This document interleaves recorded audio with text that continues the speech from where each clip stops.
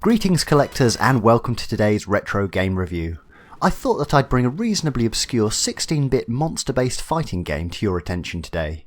Join me as I take a second look at Fighting Masters for the Sega Genesis. Usually I lead with saying that my 16-bit Sega collection is on the Sega Mega Drive. Sadly, Fighting Masters never made it to our shores, so this is a game I've had to import from the US. As such, this is a Genesis title. For those of you wondering, the Sega Mega Drive 1 and Genesis Model 1 are fully compatible, so importing and playing games is very simple.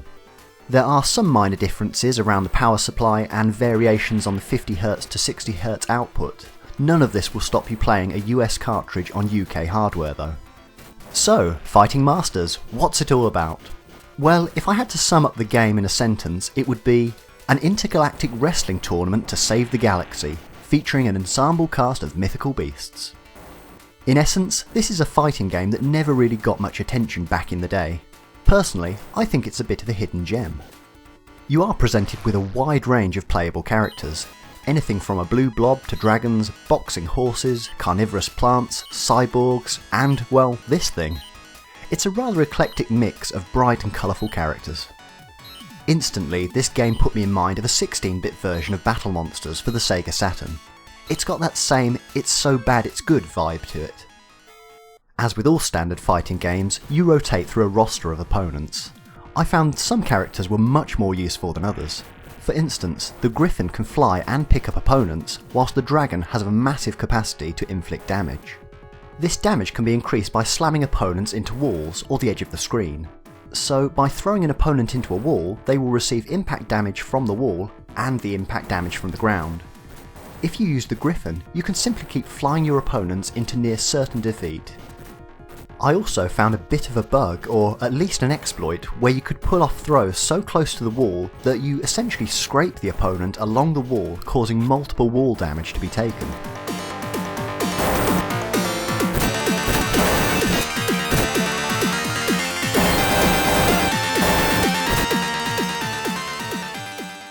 Whether this was intended by the developers or not, I'm not sure, but it's certainly an easy way to win the round. In all, I can't defend that the combat is the best I've seen in a 16-bit fighter. It is most certainly over the top and fun though. To be honest, that's what I came for. It's a fighting game that you can button mash a little bit, learn some basic strategy, and enjoy simple to execute special moves. All in all, Fighting Masters doesn't disappoint as an experience. The real joy of this game comes from it all being a bit of a nonsense. I mean, really, just look at what's going on here. It's all very much over the top action, and the character roster really makes this game what it is. In terms of packaging, sadly I don't have the full set to show you. The box and cartridge are fairly standard for the Sega Genesis.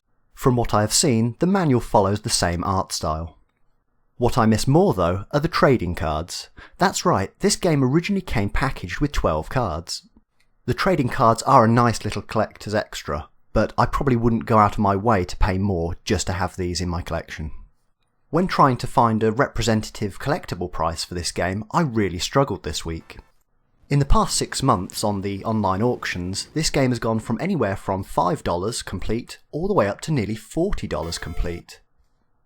My general observations in the current market though would say that if you can get this game for around $10, that seems about fair. Here in the UK, be prepared for some import charges if you do go to the US for this one.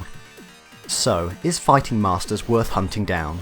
Firstly, if you are in the UK or wider Europe, you may have a difficult time tracking this one down in the first place.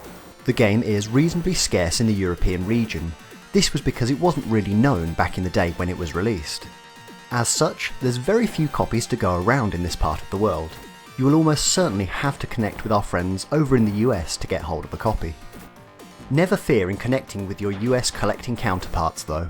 Just like us here in Europe, there are many collectors in the US looking outward, looking to collect those more unusual items from Europe or Japan.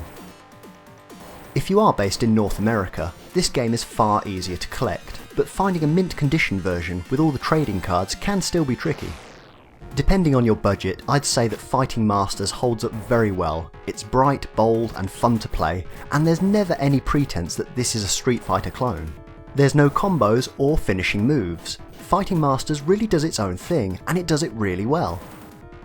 From the high-energy specials to the screen-scrolling slams, Fighting Masters is one of those games that retro gamers can turn to for a 10-minute fix of fun. It's over-the-top nonsense with a fighting style of its own. It's pure pulp gaming in the best way possible. Anybody want to see a cyborg breakdancer Griffin?